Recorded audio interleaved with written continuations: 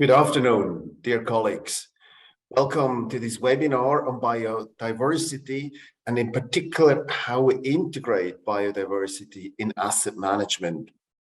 This is a jointly held webinar, jointly held by the Asset Management Association of Switzerland and Building Bridges.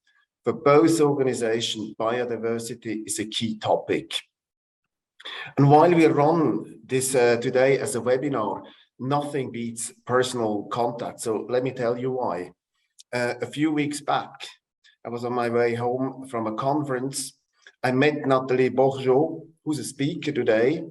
She works for TNFD, and we discussed about biodiversity. We fully agreed on the importance of the topic, but we also agreed there's so much work to be done in terms of data availability, in terms of metrics, in terms of terminology. How do we make biodiversity implementable in asset management?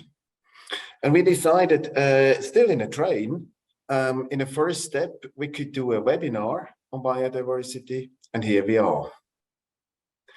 Now, this webinar, it will not provide you with all answers. Rather, I see this as the beginning of a long journey. We will see progress going forward in terms of data availability, standardization, and the likes.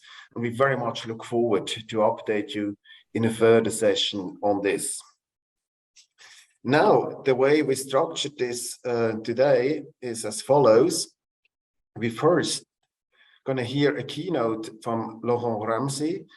He's a partner at Pictet, but also in the spirit of today's event, he's a board member of the Asset Management Association, and he's a member of the high-level group at Building Bridges. We then hear from Nathalie Borgeaud, who leads the financial market stakeholder at the TNFD, about how they address the challenge from a top-down perspective. What can we as an industry expect in terms of guidance? What are the metrics? What are the focus of their work? And then we take a very opposite view. We have Michael Kulak here. He's a senior analyst at Borgeaud and head of consumer and I cannot see this here. Sorry for that, and health. And he will tell us about the lessons from an industry perspective. What challenges do we face when we implement biodiversity in portfolio management? Throughout the whole session, you can ask questions by using the chat function. You're all going to be muted, but I will read out the questions to the different speakers. So please use that function. And with this, I hand over to you, Laurent. Ladies and gentlemen, good afternoon. I'm very happy to be part of this event with you today. What can possibly be more important than spending time discussing the preservation of life on Earth, especially when that life is the foundation of our well-being, our societies, and our economies? We need to recognize that the ecological collapse we could witness over the next decade is the result of the greatest market failure of all time. For decades, we have essentially benefited from a free lunch on the back of our planet. And as investors, we know there is no such thing as a free lunch. In financial terms, we now realize we accrued enormous debts vis-à-vis essential ecosystem services, the carbon and water cycles, land systems, and biodiversity. But instead of acting, we have responded by requesting multiple extensions on these debts, rolling it further and further into the future. Planet Earth is now giving us increasingly frequent margin calls in the form of climate chaos, extreme heat, forest fires, floods, droughts, and a nature loss unequaled in human history. Like financial debts, the longer we put it off, the higher the ultimate cost. But unlike financial debts, there is no central bank for nature. No institution can intervene overnight to draw down carbon from our atmosphere, print more healthy soil, or inject water where it is needed most. When a species is lost, it is gone forever. There will be no bailout for a planet that has become increasingly hostile to all forms of life. And if we continue to delay decisive action, it will affect the entire system. And this is recognized by our financial leaders and regulators. In March this year, the Network for Greening the Financial System, regrouping 116 supervisory authorities, including the FINMA and the Swiss National Bank, publicly stated that nature-related risks could have significant macroeconomic and financial implications. The challenge we collectively face today is how we will implement the transition to a low-carbon and nature-positive economy, and how fast. This is what we must now solve for together, and it will be difficult and costly in the near term, further complexified by the need for a just transition. Change is scary and hard, but it is necessary to realizing better outcomes and in more easily borne when we are working towards a shared goal. But we know we can act when needed. Society's response to the COVID pandemic was unprecedented and swift. Cities around the world ground to a halt, air travel almost ceased, and new digital work ecosystems sprung to life. The development of effective COVID vaccines in the space of just 10 months was rooted in over 30 years of technological research and financing. Millions have been protected from the worst forms of the virus, healthcare systems have been preserved, and companies like Moderna and Pfizer and their shareholders have benefited greatly from long-term scientific research and targeted public and private investments. The seeds of a solution were sown decades before our time of extreme need. And while the COVID crisis, and more recently the war in Ukraine, have exposed existing flaws in our global supply chains, we found workarounds and solutions in order to solve the challenge at hand. We accelerated and scaled up the existing science and technology and changed behaviors. This is precisely what we need to do now to face the ecological challenge at hand. So what's the role of the money management industry in this new reality? Everything is connecting. Achieving net zero by 2050 will require both steep declines in greenhouse gas emissions and significant boosts to natural sinks such as forest and soil. But the transition will cost an estimated 3 to 6 trillion a year over the next 3 decades. Even in developed economies, climate competes with healthcare and mounting defense budgets. In the global south, financing for resilience and adaptation is needed today. The pandemic showed us that private sector financing and know-how are crucial to finding timely solutions. Government alone will not be able to secure an accelerated transition and build out more resilience. But their role will be especially important in setting the right framework conditions for direct green public and private investments, carbon taxation and credible emissions trading, regulation, and clean technology subsidies. Which brings me to the role of asset managers over the next decades. It is my conviction that we have a great opportunity to act responsibly and an enormous risk if we do not. One of the core functions of the active asset management industry is price discovery. It is to identify pricing inefficiency through data collection, filtering, and analysis in order to derive actionable investment insights. It is about having the discipline to do this in a robust and repeatable way over time, integrating as much relevant information which have a material impact on the price of financial assets. Today, this information is sanctioned by the market. For climate, reasonable data is available. But for nature, huge investments still needs to be made to better apprehend the risks and opportunities within portfolios. It is not just about financial investment that is needed, but developing the human and social capital required for new partnerships between investors, scientists, corporates, and NGOs to form. This is the only way we will deliver the outcomes we need. The important work done by the Task Force for Nature-Related Financial Disclosure, which you will hear from today, and also the Finance for Biodiversity Initiative and the Stockholm Resilience Center are the foundations upon which we will improve disclosure and translate science into actionable investment metrics. But as investors, we cannot wait for perfect data. We need to continue to do what we can to direct capital towards the solution, towards companies whose operations are aligned with science-based climate and environmental targets. And more importantly, we must engage with laggards to help drive change in their corporate behavior.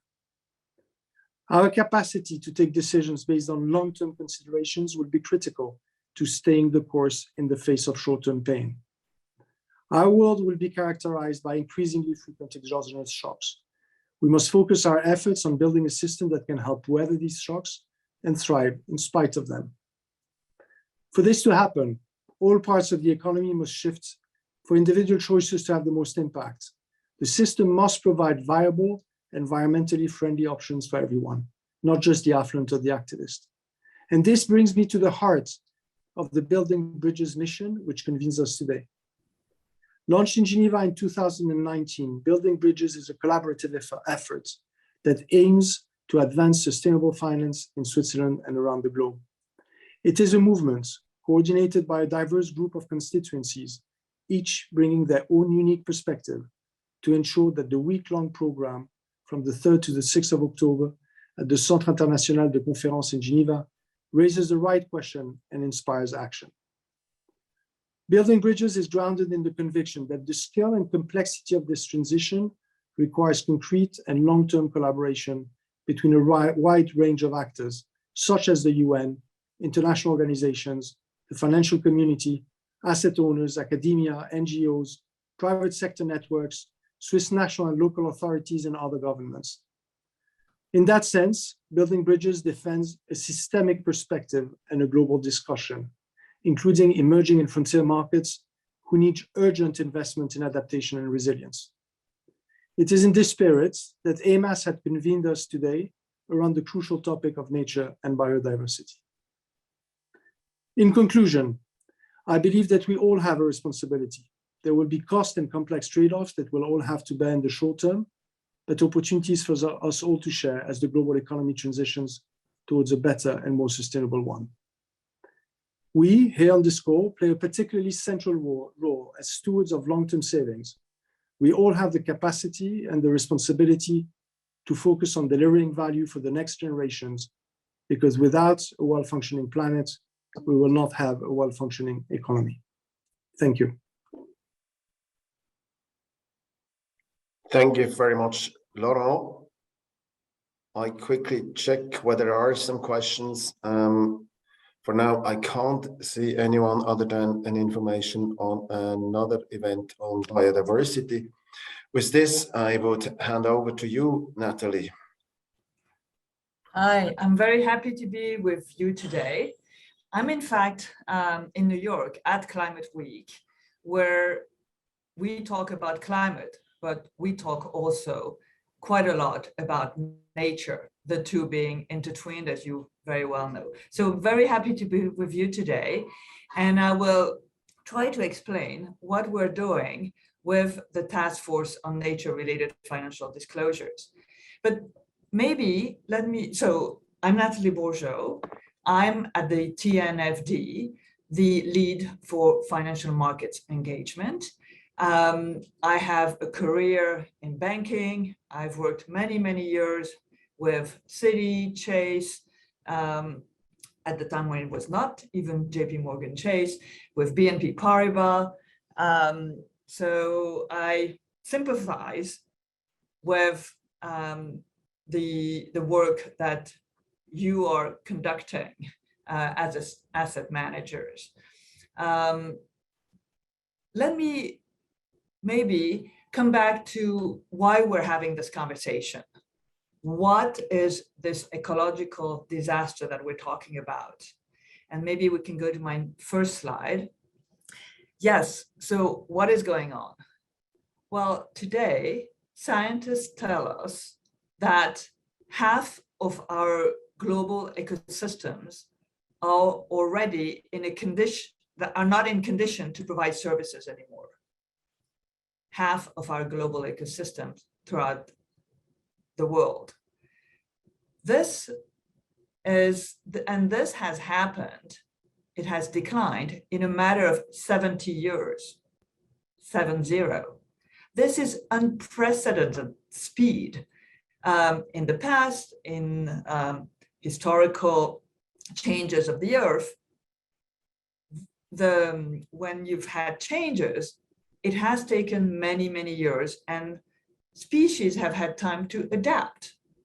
What is happening now, in a matter of such a short time, is that no adaptation is possible. So it's leading to the death of ecosystems. We have already lost 83% of wild mammals throughout the globe. We only have 17% of wild mammals left. All of this in 70 years. The speed of other changes, other extinctions, like the dinosaurs extinctions, etc., were happening at a rate that was 10 to the power maybe 5 or 6 or 7 in terms of, and that's the difference in terms of speed. So completely unprecedented. When you look at our dependency on nature, there's many ways to look at it, but the World Economic Forum has tried to pin that down and look at the effect on our GDPs. At a minimum, we have 50% of the world economic output that's nature dependent, either highly nature dependent or nature dependent. So this is the crux of the matter. This is why we're having this conversation today. And next slide. This is not just about agribusiness. All of the sectors are concerned. Construction is heavy on the list, mining is heavy on the list, and you can go through industrial sectors and either you will find a high dependency on nature or a high impact on nature. Today, it is an issue that is recognized. It's seen again with the World Economic Forum as one of the top 3 issues of the top 3 risks that our economies have to face. The first 2 are climate change, lack of transition, and number 2 is climate change, extreme events. And we have biodiversity, nature as number 3. And let me tell you, my own personal feeling is that it'll climb to number 1 very quickly. As Laurent Ramsey said a bit earlier, next slide, this has come to the attention of our regulators, and the NGFS, which is that network of over 100 central banks and regulators, is now telling us that the risk of nature is a risk to our stability. It does create systemic risk. The words financial stability, systemic risk in the mouth of regulators has a very special meaning. And we can all anticipate many regulations to come with regard to this question. And it is a good thing because change is needed. Change is so much needed. You will have a number of institutions that will say, oh, but we have taken this initiative or that other initiative, we're doing great. Let me tell you, there is a lot to be done. Because if it wasn't, if we were already doing great, well, we wouldn't see half of our ecosystem having disappeared in just 70 years. So the way we're doing things today is just not appropriate. Enormous change need to happen. So next slide. How do we, as in the financial community, how should we look at that? How does nature interplay with company? That's the real question. Financial industry lends or invest into companies, and how can we grapple with that? What we're doing at TNFD is providing a framework to help understand that relationship. And not only, but this is at the core of the discussion.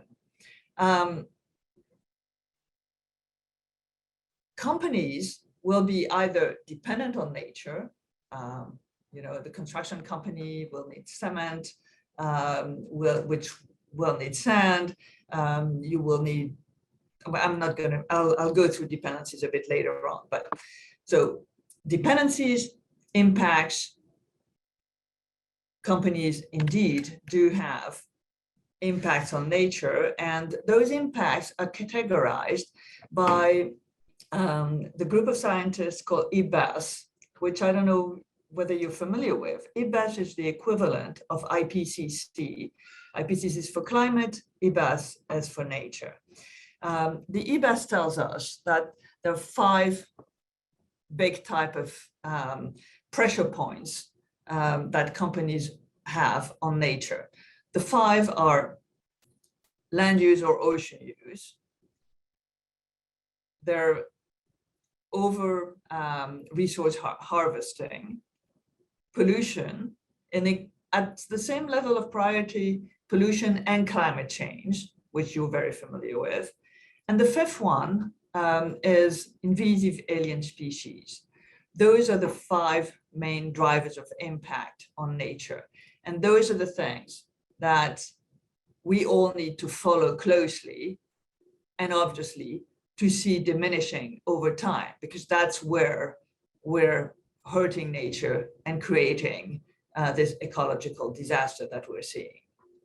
From those dependencies and impacts derive a number of risks and opportunities for companies, which in turn will have will play a role in the overall enterprise value, with an impact on revenues, on cash flow, on business processes. So what are the questions that you need to ask in front of companies? Questions could be, okay, what are the dependencies on nature?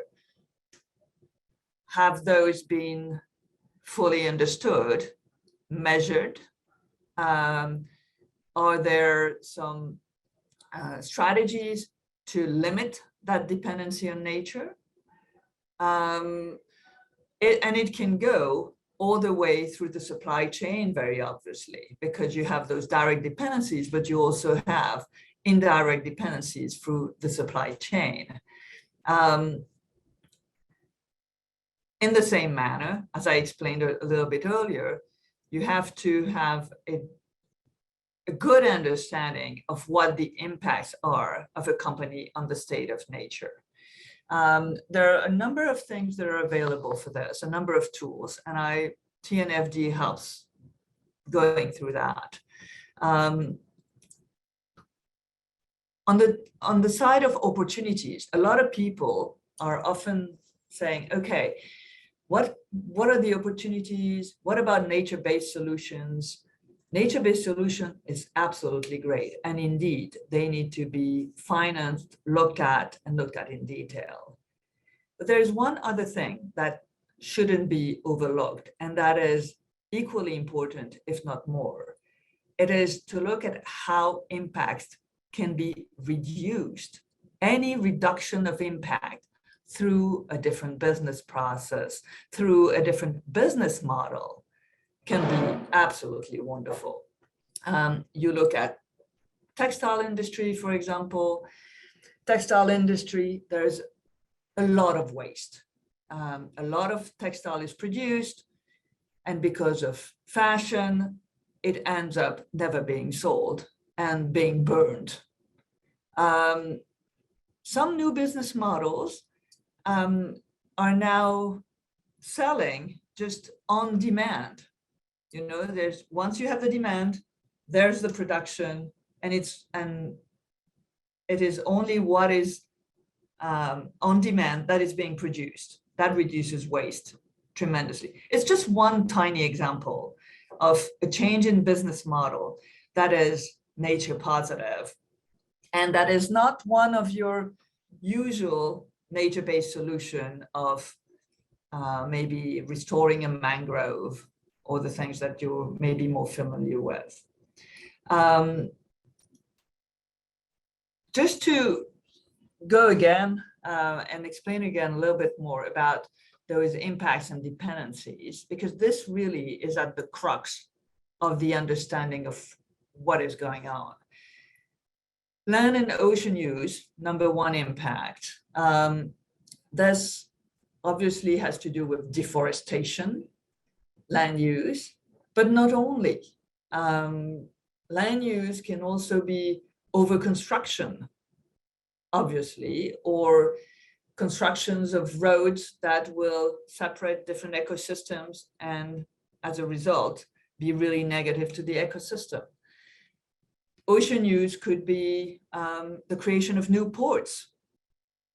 All of those are seen as, I was having this conversation with the Maldives government a couple of days ago, where they are seeking new financing for the Maldives.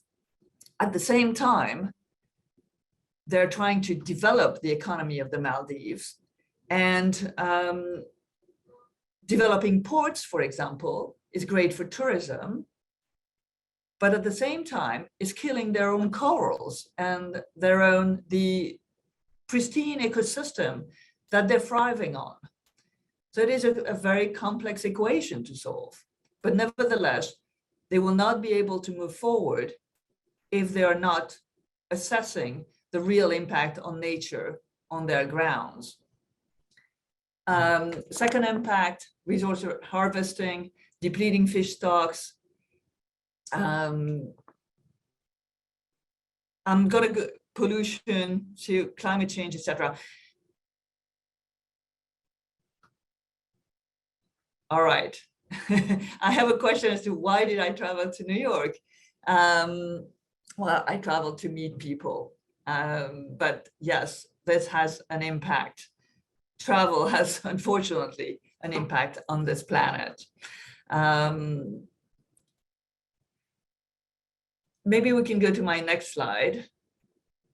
So what are we doing with the TNFD? TNFD is a task force, essentially a task force of 34 members today. Maybe we can go to my next slide.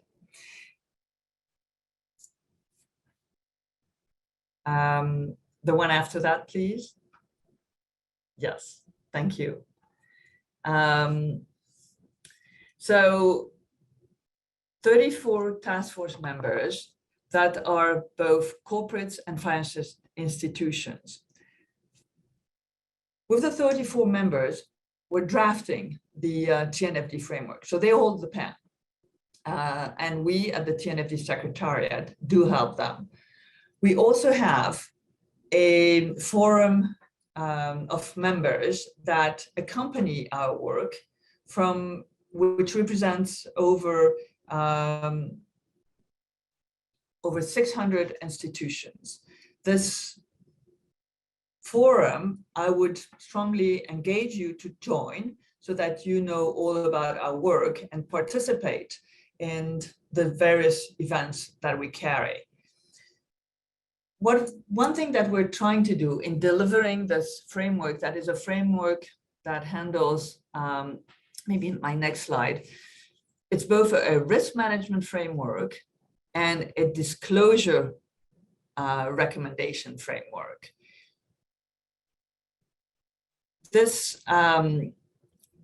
So to develop this framework, we're having a dialogue with a number of standard bodies, such as ISSB, such as EFRAG, in order not to recreate the wheel, obviously. We're also providing a framework that has a lot of similarities with TCFD that you know very well, so that, again, we don't recreate the wheel and we get the same teams looking at nature that are the teams that are looking at climate, because the subject is so intertwined, even though the industrial sectors that are concerned, or the most concerned, may not be the same exactly, for sure. So our framework, next slide, is already out. We have a beta version that has been published in March. We've already collected a lot of feedback on this version.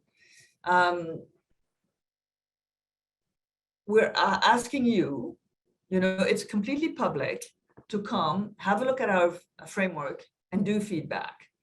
I have myself looked at over 500 pieces of feedback, very substantive feedback from very expert people. Each piece of feedback was, could be several pages to 80 pages long. So I really encourage to delve in, go deep into our framework and come back to us. It's attracting a lot of interest. We'll have the final out by September. What's in that framework? Maybe next slide. What's in that framework are core concepts and definitions so that the whole market can share and speak the same language. We have metrics, data, guidance. We'll publish scenarios in November in the next release. We have recommendation on how to go about understanding how nature interplays with the company, but how to do it when you're a financial institution and you deal with portfolio of companies, which makes it extra complicated, obviously. But we're helping you go through that. Next slide, please. We're at a moment where things are changing rapidly. New policy goals, we're hoping quite a bit from COP15.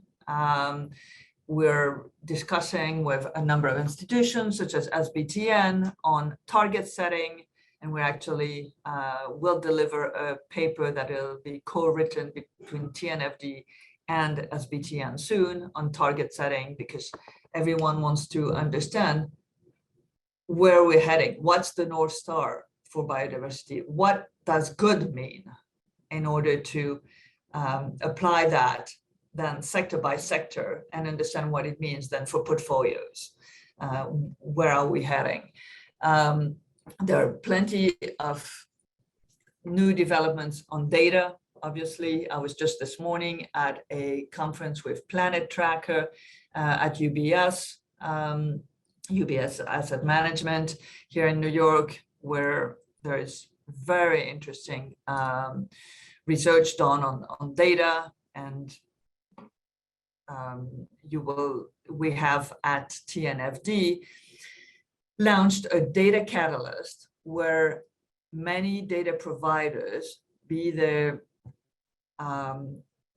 new data startups, but also large providers such as the MSCI and S&P of this world, or academic providers, all gather, and we are trying to see how all this different data can talk to each other. Because often what we've had, for example, is you would have data on state of nature, but you would not know whether the company you're dealing with does have a plant in that specific environment, or whether the process that the plant uses does impact nature or does not, or in which, to what length it does impact nature. So all this data needs to talk together. And this is the purpose of our data catalyst. So work has started on this, stay tuned. Within 3 to 6 months, we'll have outcomes coming from that.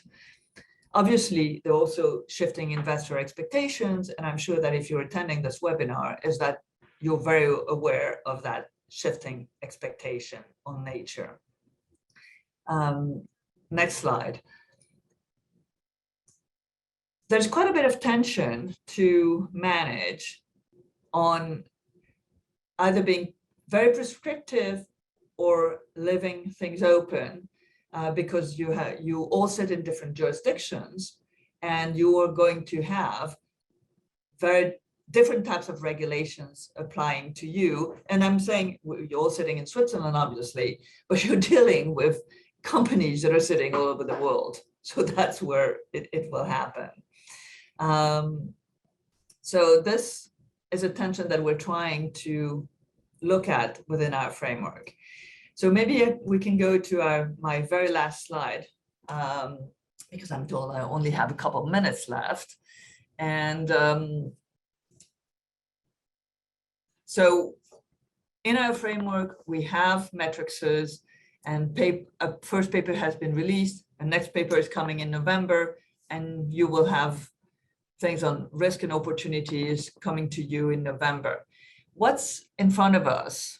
My very last slide. What's in front of us? Scenario development, very important.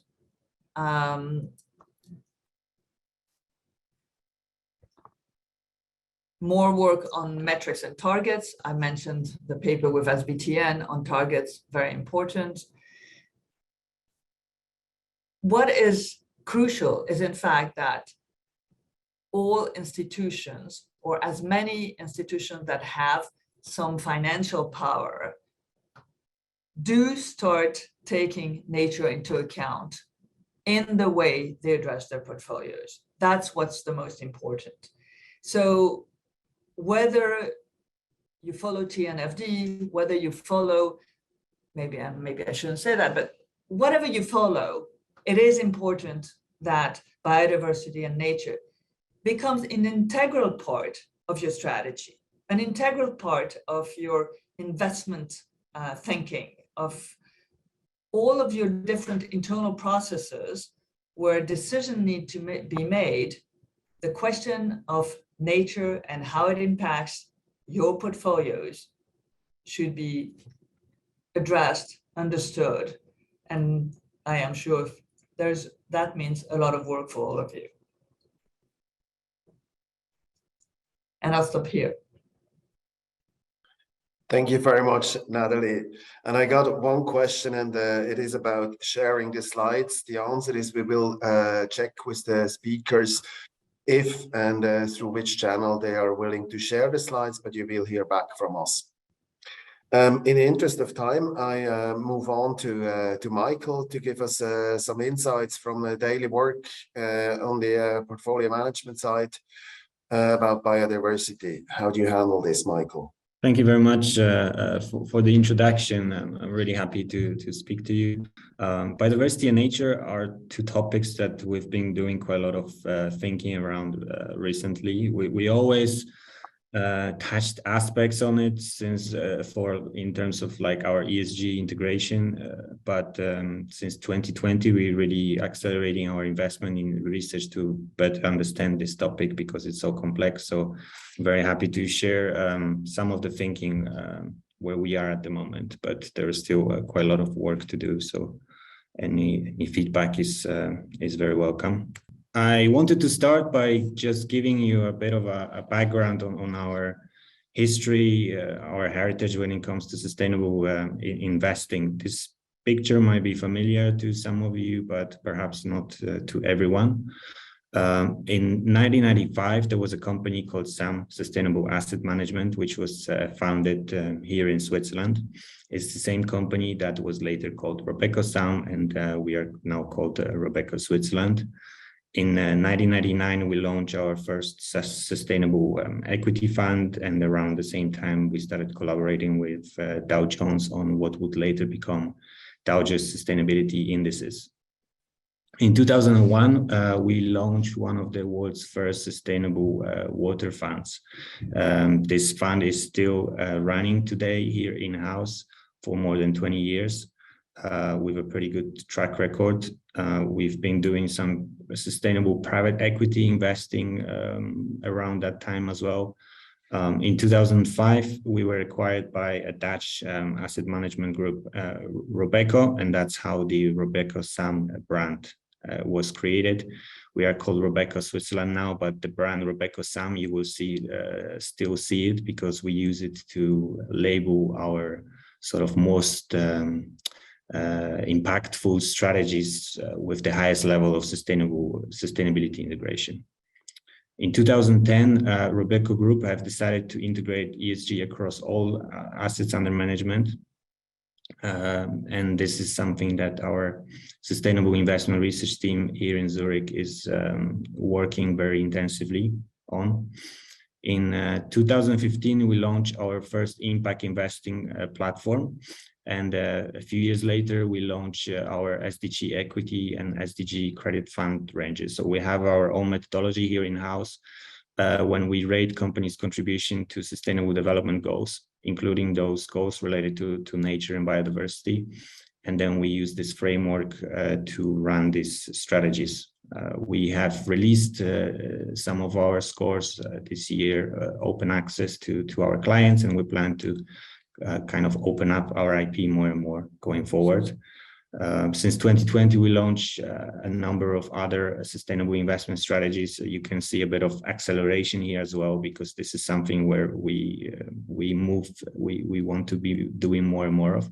And we also made a commitment to become a net zero asset manager by 2050, which means we have to decarbonize all our assets under management. And we have a hard target to decarbonize 7% every year. Excuse me. So yeah, coming to the biodiversity, why we're looking at it at the moment, a lot has been said already about the importance of biodiversity. There is no need to repeat. I just want to show this this concept that I think some of you may be familiar with, of planetary boundaries, that was developed by scientists in Sweden. And it based on the fact that since the last 10,000 years, the Earth was enjoying a set of conditions that have been very stable in terms of climate, availability of water, and things like that. And this allowed us as humanity to think that we enjoy today technologies, but scientists have discovered that actually we are in the danger now to move the Earth system from the stable state of Holocene into something that would be much less desirable. We don't know what it is at the moment, but certainly something that would not allow us to thrive as we are used to. And climate change is one of these areas where we are at risk, but also nitrogen and phosphorus flows, novel entities, which is chemical pollution, land system change, and biodiversity, which is called biosphere integrity here. And also all these other boundaries where we are currently in the area of risk have impacts on biodiversity. So biodiversity is really one of the most crucial planetary boundaries that we need to address. I also like to show this picture, which is also from the Stockholm Resilience Center, which shows sustainable development goals. And what we can see here is that biosphere is actually underpinning all the other sustainable development goals. So if we don't fix the biosphere, we will really struggle to achieve all the goals related to societal and economic progress as well. A lot has been said already by Laurent and Nathalie about the value of ecosystem services. I don't need to go through these numbers here. What I can also highlight is that we can think of risks and related to biodiversity in terms of asset management, similar way as we think of climate risk. So with biodiversity, we often talk about dependencies, which is an equivalent of physical risks in climate change. And I can give an example of a pharmaceutical company that develops new drugs from microorganisms. So they rely on the diversity of microorganisms to develop new drugs. When this is lost, they lose the ability to develop new drugs. On the other side, there is transition risk, which is linked to impacts. I can give the example of agrochemicals here. We have a company producing pesticides. Pesticides allow to increase agricultural yields, but they impact biodiversity negatively. Because of these negative impacts, the regulators are stepping in, they are limiting the use of pesticides. This affects the revenues of a chemical company. This is exactly what is happening now in Europe, in Switzerland, and most likely in other countries across the globe following the Biodiversity Summit in December. So what we are actually doing at Robeco, as I mentioned, we have been looking at biodiversity for some time as part of our ESG integration for the sectors where we knew that biodiversity is very material, like for example, mining industry. We have been also engaging with companies and also with some governments, together with other investors, on either directly biodiversity or biodiversity related topics such as deforestation. We also had some exclusion criteria that are very relevant to biodiversity, such as our palm oil policy. But since 2020, we really increased our investments in understanding this topic, because we believe it's much more material to a larger range of our investments. So we are developing partnership with academics. University of Cambridge is one of them, but also NTNU in Norway, Radboud University in the Netherlands, and a number of others. We are partnering with peers in the financial sectors on initiatives to improve the data and metrics, such as PBAF initiative in the Netherlands. And we have run a materiality and impact analysis using the ENCORE tool from UNEP Finance. I will talk you through the results in later slide. In 2022, we have also established a partnership with WWF Netherlands, who advise us on our biodiversity roadmap. We are also developing our in-house biodiversity investment framework. We are launching this year our first thematic equity fund linked to biodiversity. We are also launching a Nature Action 100 initiative, which is about engagement, and we are piloting TNFD.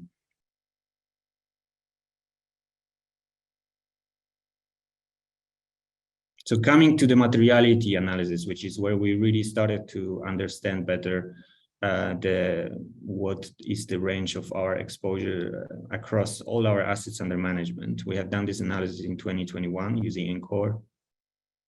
And what we have found from this analysis is that around 29% of all our assets under management is actually in sectors with either high or very high impacts on key drivers of biodiversity loss. So this is a pretty significant number as a portion of our assets. Also, 25% of our assets under management is sectors with high or very high dependencies on at least one ecosystem service. And here we talk about only high or very high impacts and dependencies. If we talk about some impacts and dependencies, it's probably 100% of our assets under management. Around the same time where we have run this analysis, both Dutch and financial and French financial supervisors have published similar studies, but looking at the whole financial sector in the Netherlands and France. And they had pretty much similar results. If I remember right, the Dutch study has found for all the Dutch asset managers that they have an exposure of 35% in terms of impacts and 30% in terms of dependencies. So our exposure was perhaps slightly below the Dutch average, but not a lot below, I would say, pretty much in line, which means a very high exposure. So what do we do with this information? Actually, we learned that which sectors are dependent on which ecosystem services, and this is very interesting. But in order to do something, we really require to go beyond sectors and have issuer level data. The problem with ENCORE is that it's all based on sectors, and we cannot just divest the whole sectors. Maybe we could, but we believe it wouldn't be good neither for our investment returns nor for biodiversity. So what we really need is we need to know more about specific issuers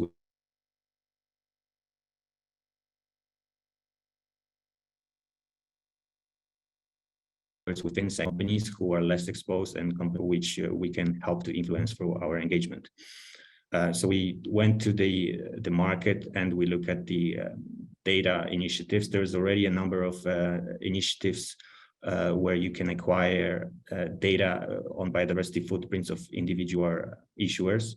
It's still relatively early days. We are monitoring these advancements, but we are still at the moment not confident that you can use those data directly to in your investment to decide on company A versus B, where they are pretty similar companies. The data are pretty good in terms of looking at your sectoral exposure, but the use is quite limited when it comes to picking individual stocks for portfolios or bonds. So we selected one of the most promising one, which we believe is Iceberg Data Lab, for further trialing, but we've decided to develop our own in-house biodiversity investment framework, where we take the best, what is the best out there in terms of data, but we also use the knowledge of our analysts in-house, financial analysts and sustainability analysts, to the knowledge of industries to develop criteria that would allow us to pick those companies who are doing better on biodiversity.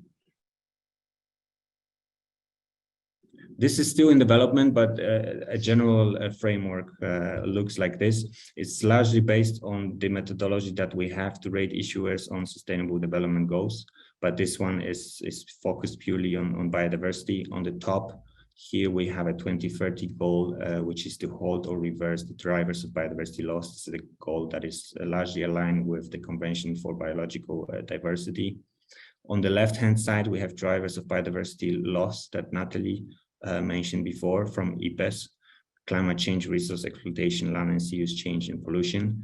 I have grayed out invasive species at the moment because we believe we don't have sufficient information at the issuer level to differentiate companies based on this. But this is something for further work, and we focus on the other 4 key drivers. And then we have 3-step process in which we rate the companies. The first step is sectoral footprint. So the sector in which you operate will determine the starting point for our biodiversity score. Food sector is one of the most biodiversity intensive, or paper and pulp, so you end up at a very low score of -3. If you don't have any other information, then you use sectoral footprint. But the real differentiation comes in step 2 and 3. So in step 2, we look at the product attributes, so what actually companies are producing within the sector. An example in food sector of key performance indicators that we use is that we look at revenue coming from meat products, for example, especially beef and lamb. These are the products that have higher biodiversity intensity because of the land use, because of the feed stuff used to feed the animals, water use, and so on. If you don't have exposure to this sector, then your food company will have a bit better biodiversity score, in this case, -1. And step 3 is an operational excellence, where the analyst has a bit more discretion. So it's not just revenues, but the analyst is then really using the knowledge of the company to determine whether the company is making is performing much better than its peers in terms of operations. For example, if there's agriculture practices within their supply chain are better, or they are transitioning, have credible transition plans to become net zero on biodiversity, or significantly reduce their impacts on biodiversity, then these companies could be upgraded in step 3. And the final score will range from -3 to +3, and it will the score reflects the contributions to drivers of biodiversity loss. That's how we would see it. That's very high level on our framework. I also want to mention the equity strategy that we are launching in Q4 2022. This is a thematic strategy that would be similar to how we run the Warte mal, ich rufe dich zurück. Ich bin in einem Call. Water or smart energy strategies. This one, there's already some equity funds out there on the market that aim to invest in biodiversity transition, but they are highly correlated currently with the climate fund. The idea of this strategy is to really focus on those companies that can make a difference in terms of biodiversity. So the companies will be picked based on those 4 clusters that I mentioned here. And there will be also a very heavy engagement component, that a subset of companies will be their engagement all the time in the fund to enhance the biodiversity performance. I also want to mention a Nature Action 100 initiative that we have co-launched with a number of other asset managers. Don't have a lot of time, so just briefly mention and encourage everyone to have a look and consider joining this initiative. It's all about joining forces to make a difference on companies and help them to transition to be less biodiversity intensive. And lastly, I want to mention the partnerships that we have with WWF. We have signed a partnership agreement. They advise us on the development of our biodiversity roadmap. They also advised us on this biodiversity framework that I mentioned, on the biodiversity equity strategy. And this is partnership that is working quite well. There is a lot of experts at WWF in different geographies. It's such a diverse organization. We're hoping to continue this partnership going forward. And I want to mention the white paper that we published at the beginning of the year, where you can read a bit more about some of these initiatives that I have just mentioned here.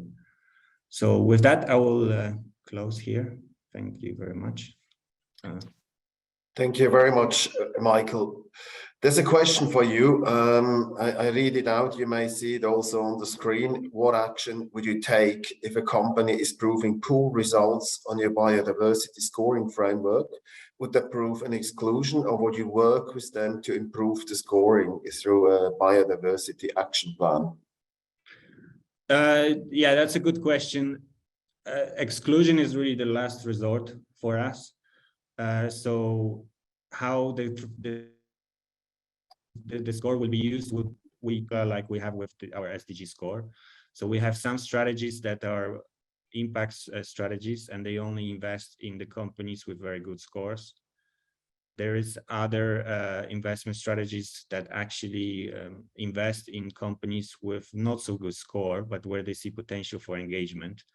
And then they engage with the companies, and then the score get better. So this is another type. And then there are some strategies that exclude the worst performance. But that would be, it's still very open to portfolio managers and clients what they would like. Thank you, Michael. I would like to draw your attention again on the Building Bridges event, which will be held in Geneva from October 3rd to 6th. You see some details on the right. There is a summit on the 3rd of October, followed by what we call the Building Bridges Weeks, where a lot of events, panel discussions, workshops, roundtables are planned. And among the many, I would like to highlight one we do at the Asset Management Association. It's about international sustainability standards and how that works down to the Swiss climate scores, which have been published by the government in June, and where we will establish an industry-wide template for the whole asset management industry in Switzerland. That takes place on October 5th at 2 o'clock. And biodiversity, Laurent said it at the beginning, we mentioned it, it's a key topic at Building Bridges. And we list here a couple of events to deep dive on the topic. I'm not going to go through all of them, but there's one from Pictet on valuing water. There's one on TNFD as a solution to address biodiversity risks. So please use that opportunity if you like to deep dive on that topic. With this, we come to the end. I would like to thank all the speakers, Laurent, Nathalie, and Michael, for your time, for all your insights here. I would also like to thank the team at DAMAS who made this event possible, Florence, Eva, and of course, Aurelia. And if you have further questions to the speakers, please get back to us. We will make sure there's contact. We will also come back on the slides, how we can disseminate them. But for now and here, I'd like to thank everybody for the time spent with us and wish you all a good afternoon. Thank you very much.